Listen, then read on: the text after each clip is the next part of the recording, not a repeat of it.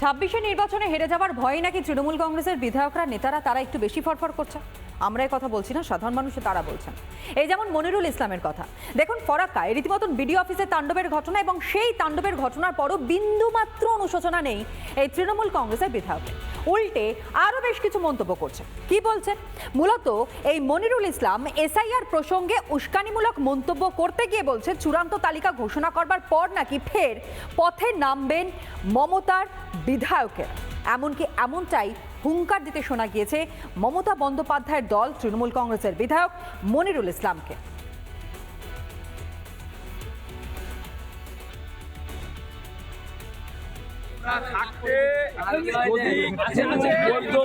নাম বাদ যাবে না, ঠিক আছে, কিন্তু একটা কষ্ট হবে যখন মা বোনদের ডাক দিব বাড়ি থেকে কিন্তু ফিরিয়ে আসবে। একটা গন্ডগোল পেয়েছে, হয়েছে না হয়নি?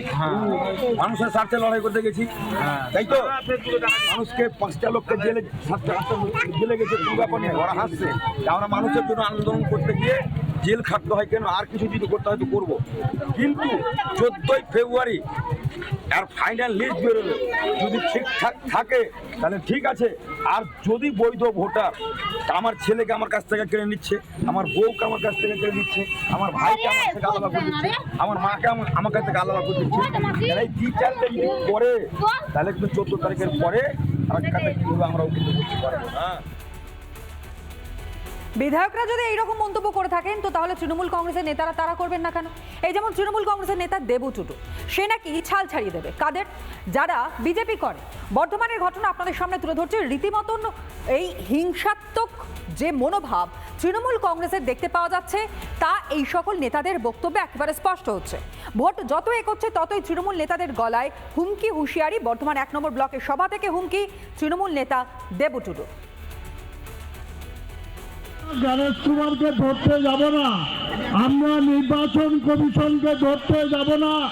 একটা ভোটারের যদি নাম বাদ যায়, একটা মুসলমান সম্প্রদায়ের মানুষের যদি নাম বাদ যায়, একটা তপশালী বাউরি বাগদির যদি নাম বাদ যায়, একটা আদিবাসী সন্তানের যদি নাম বাদ যায়, নির্বাচন কমিশনকে ধরতে যাব না।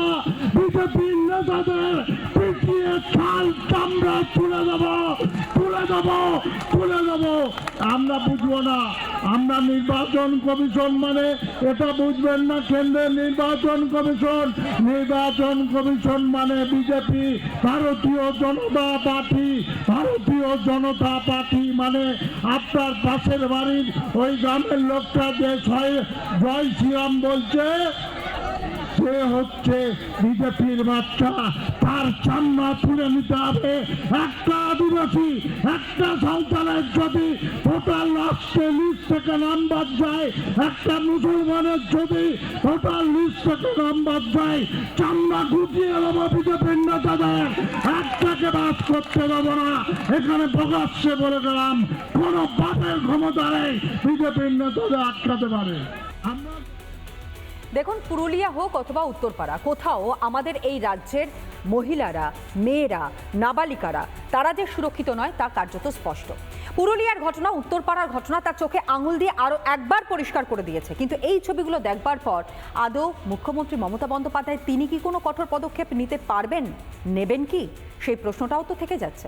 দেখুন।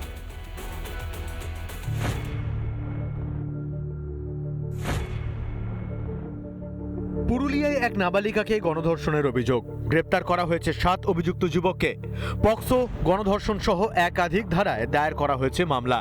অভিযোগ, রেল লাইন লাগোয়া নির্জন জায়গায় নিয়ে গিয়ে নাবালিকাকে ধর্ষণ করে 7 যুবক। দাদা টোটো চালাচ্ছিল, ওখান থেকে অ্যারেস্ট করে নিয়ে আসছে। কি কারণে আমি পাড়ার ইয়ার থেকে শুনলাম যে কোনো এমনি মেয়া ছেলের কোনো ইয়াতে ও কোনো ওইসবে থাকেই না, তার মধ্যে মানে অ্যারেস্ট করে নিয়ে আসছে।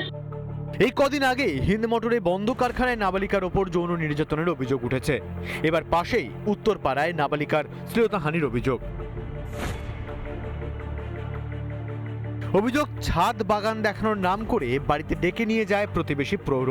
সে উত্তরপাড়ার এক প্রয়াত তৃণমূল প্রাক্তন কাউন্সিলরের ছেলে। নাবালিকার পরিবারের দাবি, কোনো রকমে পালিয়ে আসে মেয়েটি। করে নিয়ে গেল। আমি যেতে চাইছিলাম না, কিন্তু আমার বোন ছিল আর আমি ছিলাম। আর বোনটাকে নিয়ে বোন আগে চলে গেছে, তো বোন চলে গেছে আমাকে দিয়ে আমাকেও নিয়ে গেল, কিন্তু আমার বোনকে কিছু বললো না। কাকুটাকে বললাম আমি যে আমাকে জল ভরতে হবে, আমাকে বাড়ি যেতে হবে। কাকু বললো, তাও বলছিল নাকি থাক থাক একটু করে বলবি, এরকম করে বলছিল। খবর জানাজানি হতেই অভিযুক্তকে ধরে পুলিশের হাতে তুলে দেন স্থানীয়রা। ধৃতকে 14 দিন জেল হেফাজতে রাখার নির্দেশ দেন বিচারক। আমাদেরকে বলেছে গ্রেপ্তার করেছে, কিন্তু কোনো কারণে কোনো চাপে যদি তাকে ছেড়ে দেয় বা কেস লঘু করার চেষ্টা করে, তাহলে আমরা রাস্তায় বসবো।